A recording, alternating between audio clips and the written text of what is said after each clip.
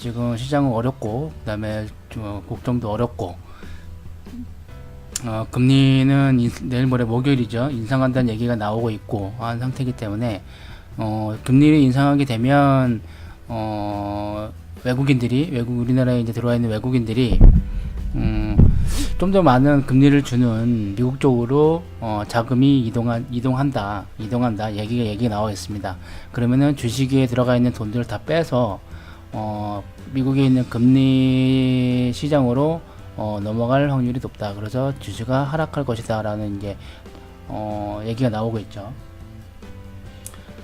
미국의 금리가 오르면 우리나라 금리도 오를 거고, 우리나라 금리가 오르면 주식에 있는 돈이 빼서 그 다음에 빼서 은행권으로 들어간다. 그리고 은행권으로 들어가기 때문에 은행에 있는 금융주들이 상승을 한다. 이런 얘기죠. 그리고 대출금리 올라가고 수신금리도 물론 올라가겠지만 대출금리가 먼저 올라가고 나중에 이제 수신금리가 나중에 올라가기 때문에 수신금리는 그렇게 많이 올라갈 것 같지는 않고 대출금리가 많이 올라가겠죠. 그 다음에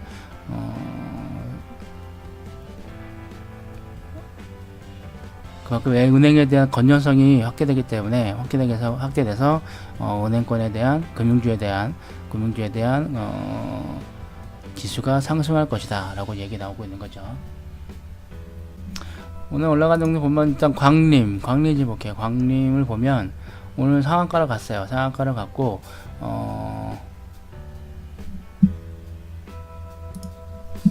쌍봉이죠. 쌍봉을 만들어 상한가를 갔습니다. 상한가를 갔는데 좀 아무래도 불안하죠. 위험하기도 하고 지금 자리상으로는 거의 근데 지금 갑자기 이제 상한가를 가는 이유가 한번 보겠습니다. 광림의 주가 급등 조회 공시를 요구했죠. 오늘 광림에 대해서 올라간 이유, 올라간 이유가 있고 최대 진입 광림의 한 명으로 변경. 오늘 뉴스를 보면 딴 거 없어요. 나노스 최대 진입 광림의 왜 주주 변경된 거 외에는 특별한 이유가 없는데 주가 급등이었어요. 그리고 이유를 밝혀라.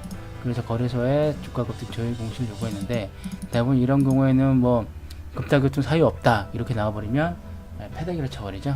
패대기를 쳐버리기 때문에 하락할 확률이 높다. 그래서 대응을 하기에는 좀 애매한 시기 있죠. 여기서 더 빠질 줄 알았는데 안 빠지고 횡보를 계속 하다가 상한가를 갔어요. 그리고 이런 패턴들을 좀 눈여겨봐야겠죠. 눈여겨봐야 되는 패턴입니다. 이런 패턴들이 어떻게 보면 패턴들이 눈여겨를 봐야 될 패턴입니다. 왜 그러냐면 상승을 하고 하락을 했고 다시 횡보를 한 다음에 상승을 하고 하락을 했고 다시 횡보를 한 다음에 상승을 했어요.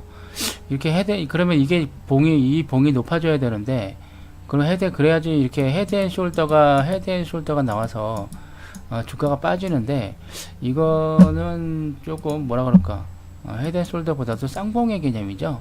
그래서 이거는 대응을 좀 하셔야 될 측이 없지 않아 있습니다. 그러니까 지수 자체를 볼 때 올라갔다가 이제 빠지고 다시 이제 상승하는 모습으로 빠지는데 이게 하락의 기본적인 패턴이죠. 다시 상승하고 나서 빠져야 됩니다. 빠지지 않고 횡보를 한다. 그러면 이거는 상승할 확률이 더 높은 거죠. 하락할 확률보다는 상승할 확률이 더 높다. 올라갔다가 빠지지 않고 횡보하면 다시 올라가는 거고, 그 다음에 다시 빠지고 횡보하는데 다시 빠지고 올라가고 횡보한다. 횡보하면은 무조건 이건 이렇게 되면 매수죠. 시절 매수로 봐야 되는 겁니다. 지엔코도 마찬가지인데 지엔코도 오늘 상한가를 갔어요. 상한가를 간 이유도 이것도 자세하게 보면 이날이 가장 핵심적인 날이었죠. 핵심적인 날이었어요. 이 이틀이 빠졌어요. 그 다음에 21선을 더 빠졌습니다. 근데 반등을 하나 척 했어요. 그럼 이날이 중요하기도 하고 여기서 이제 올라가서 안착을 한 다음에 올라가겠죠. 안착을 했어야 되는데 이제 가는데 안착하지 못했죠. 안착을 못하고 여기서 흘러가면서 20선 밑으로 흘러갔죠. 그럼 빠지는 겁니다. 그럼 여기서 이제 빠졌어요. 여기 기점으로 해서 올라갔습니다. 올라가가 양봉이 2개 만들었죠. 2개 보시면 양봉을 2개를 만들었어요. 근데 그 다음날 윗꼬리 아랫꼬리 막 달면서 등락폭을 반동했는데 점점 추세는 바뀌었어요. 그러니까 이날이 어떻게 보면 상당히 중요한 날이긴 한데 이날이 중요한 날이긴 하죠. 근데 매수적으로 보기에는 뭐 여기서 손절을 잡고 하시면 충분합니다. 충분한데 어떻게 보면은 이날 종가상에 보는 게 참 낫죠.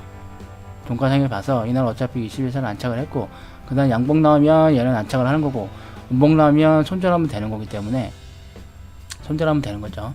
그러면은 얘는 빠지는 거니까 밑으로 빠지는 거니까 이렇게 밑으로 빠지는 거죠. 그러면은 여기 손절하면 되는 거고 올라가면 홀딩 해가지고 추세를 먹는 거고 여기서 종가상에 매도를 했으면 여기서 딱 걸렸어요. 그죠? 종가상에 딱 매도하면 뭐 마이너스였네요. 마이너스였는데 여기서도 좀 애매한 차트입니다. 빠졌어요. 그래서 이게 이런 패턴을 많이 줬어요. 얘네들이 이 차트를 보면 이 패턴을 보면 올라가는 척하다가 또 빼버리고 올라가는 척하다가 빼버리고 그리고 다시 올려버리고 이런 패턴들을 많이 봤죠.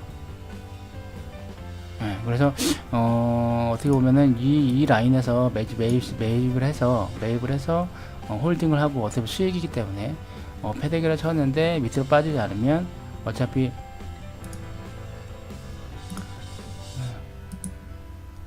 요 밑으로기 때문에 금액은 빠지지 않기 때문에 홀딩할 가능성이 높다. 그리고 지행권은 이렇게 지켜봐야겠죠. 지행권은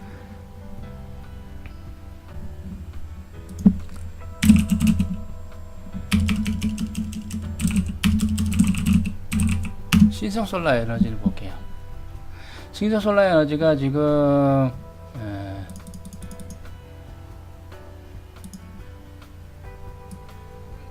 봉을 만들고 빠졌는데 오늘 이정 시점에서 빠지지 않았죠. 그럼 홀드 해야 되죠. 그럼 올라갔고 그 다음에 오늘 좀 홀드 했는데 빠졌어요. 빠졌는데 기술적 반등이 안 나오고 계속 빠졌어요. 근데 여기서 반등이 나왔죠.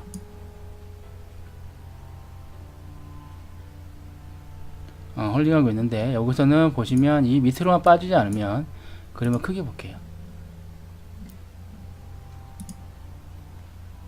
여기죠. 여기서 밑으로 계속 빠지긴 합니다. 그래도 홀딩 이거는 분명히 손절을 잡고 진행을 해야겠죠. 진행을 해야 되는 상황이기 때문에 요거는 기술적 반등을 나오는 시점 단타를 보고 진행하면 충분히 가능할 거라고 보고 있습니다. 지금 그래서 요거 같은 경우에는 1890원에 마감을 했는데 빠지지만 않으면 내일 뭐 기술적 반등 기술적 반등을 한번 노려볼만 합니다. 요게 지금 4%고 요게 5% 올라서 빠졌고 2%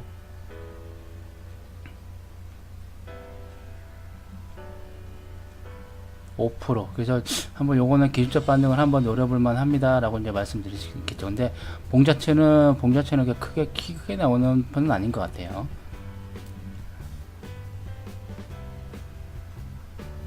그렇죠.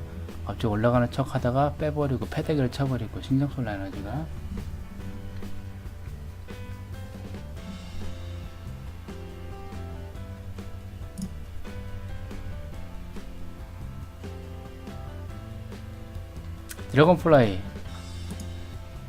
드래곤플라이는 아직까지 차트는 괜찮아요. 드래곤플라이도 예전에 말씀드렸다시피 이렇게 빠지고 이제 올라가는데 계단식으로 올라갔죠. 계단식으로 이렇게 올라가고 있는데 이렇게 계단식으로 올라가고 있어요. 계단식으로. 근데 그걸 빠지고요. 다시 빠지는데 여기까지 딱 올라간 만큼 빠졌어요. 절반 정도. 아주 뭐 최저 지점은 아닌 것 같아요. 최저 지점은 아닌데 충분히 빠졌습니다. 이거는 추가 하락할 확률이 상당히 높아요. 지금 올라가는 척 하는 것 같은데 하락할 확률이 높기 때문에 좀 더 지켜보도록 하겠습니다. 추가 하락을 높기 때문에 드래곤플라이는 오늘 뭐 19% 많이 올라갔죠. 기술적 반등으로 보고 있어요. 저는요. 왜냐면 저점을 계속 낮추고 있기 때문에 기술적 반등으로 보는 게 나을 것 같습니다.